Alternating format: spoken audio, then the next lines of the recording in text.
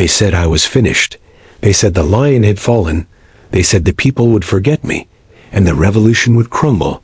But they did not understand what I am made of. They did not know that I was forged in fire and betrayal. They thought one bullet could silence the roar of a nation. They thought one act of treachery could drown the dream of Burkina Faso. In a pool of blood, they underestimated the spirit of a people who have tasted both chains and courage. They forgot that I do not lead with fear. I lead with fury, with purpose, with the heartbeat of a million souls echoing in my chest. That night was not an accident. That night was not fate. It was calculated. It was orchestrated. It was bought and paid for in the smoke-filled rooms of foreign embassies and backdoor meetings. It was not just a bullet aimed at my body. It was a dagger aimed at the heart of every child who still dares to dream of freedom. I trusted that driver, not because he was perfect, but because I believed in loyalty. I believed that when you raise the flag together, when you eat from the same bowl and bleed on the same soil, that bond cannot be broken. But I was wrong, because the price of betrayal is cheaper than the price of courage, and they sold me like livestock. I remember the moment the betrayal revealed its face. I remember the cold smile, the silence, the left turn instead of right, the way he gripped the wheel, not like a soldier, but like a man with something to hide. I felt it before. It happened, a shift in the air, a coldness in his eyes, the kind of silence that screams louder than gunfire, and then the world exploded around me. Bullets rained like cursed rain, metal tore through flesh. The car flipped, and death sat beside me, smiling, thinking its job was done. But I did not die, because I had not yet delivered my promise to the people. I crawled out of the wreckage, broken, bleeding, betrayed but breathing. I dragged myself through the mud, through thorns and darkness, through shadows of memory and fury. I crawled with one arm pressed against the bullet wound, and the other clutching the earth as if it would pull me forward. I had no weapons, no soldiers, no commands, only one thought burning in my mind. This is not how my story ends. I will not die on my knees in a ditch. I will rise, and the world will hear my answer. The farmer who found me did not know my name, but he saw a man covered in blood, and he did not ask questions. He carried me as if I were his own son, and hid me beneath his floor with only a clay pot of water and the light of a lantern to keep me company. He whispered to me, "I do not know who you are, but the fire in your eyes tells me you are not done fighting." He fed me herbs. He sang old songs. Every night he stood guard with a machete, as if he was protecting something sacred, because he was guarding the flame of a revolution. I lay there in the dark, not sleeping, not resting, just remembering every name, every handshake, every smile that masked betrayal.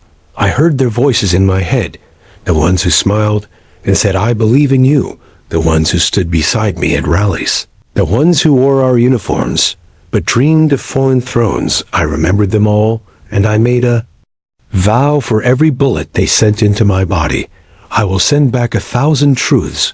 For every lie they told the people, I will roar louder than any propaganda machine. For every coward who knelt before their masters, I will raise 1,000,000 fists that will never bow. They announced my death on television. They celebrated like vultures around a corpse. They raised glasses in foreign rooms and said the resistance is over. They lied to the people, told them I had betrayed them, told them I was weak, told them I ran, but they did not know I was watching. I was healing, and I was preparing, because I do not return with whispers. I return with thunder. I do not speak with apologies. I speak with justice, and I do not forget, because I carry every wound as a weapon. When I emerged from hiding, I did not walk alone. I walked with the ghosts of every fallen brother and sister. I walked with the memories of children who had nothing to eat and mothers who buried their sons in silence. I walked with the fire of 1,000 villages burning in my soul, and I did not ask for permission. I took back the streets. The air shifted when the people saw me alive. Their cries were not of surprise. They were of resurrection. They had not mourned me. They had been Waiting for me like the sun behind a storm, I rallied those who still had hearts unchained. I gathered them not in palaces, but in fields and alleyways and abandoned schools. We did not need microphones. We had truth. We did not need uniforms. We had unity. We trained in silence. We moved like smoke. We prepared not just to survive, but to reclaim. And when the time came, we struck not with hesitation, but with history at our backs. We dismantled the lies brick by brick. We exposed the traitors with their own signatures. We confronted the mercenaries with the rage of generations. Battle was not easy. It was blood and dust and heartbreak. It was brothers fighting brothers, and the weight of that is something I will carry forever. But freedom has a cost, and we paid it with honor and pain. We fought through nights that never seemed to, and through wounds that never fully closed. But every inch we took back was not for me. It was for every Burkina who dared to believe in dignity. We pushed them back, the foreign hands, the greedy elites, the shadows that fed off our land. We dragged them into the light and stripped them of their masks. And when I stood once again in front of the people, I did not speak as a survivor. I spoke as a soldier who refused to die. I did not offer comfort. I offered truth, and it hurt. But they listened because they too were tired of comfort that came with chains. We rebuilt not with cement, but with spirit. We restored not just buildings, but pride, and every village I visited, every hand I shook, every tear I wiped, was a reminder that the revolution is not a moment. It is a movement, and it cannot be assassinated because it lives in all of us. Traitors were tried not by me, but by the people. Their judgment was not revenge. It was justice. Some begged for mercy. Some tried to blame others, but the people saw through their lies because the truth has a scent, and we had learned to smell it in the wind. I did not celebrate their fall because I mourned their choices. They could have stood with us. They could have written history, but they chose shadows, and shadows cannot survive the sunrise. To the youth I say this: do not let them tell you that power comes from wealth or weapons. Power comes from conviction, from sacrifice, from love of your people and land.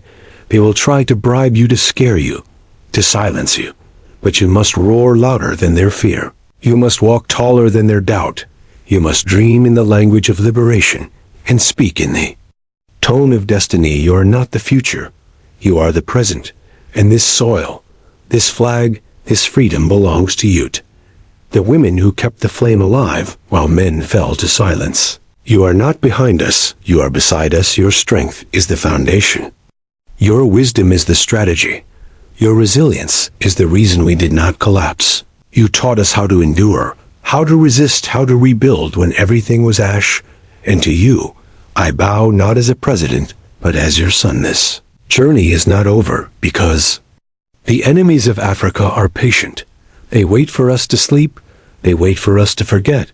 But we will not sleep, and we will not forget. We will guard this revolution with every breath, because the next time they come, they will not find a man to kill.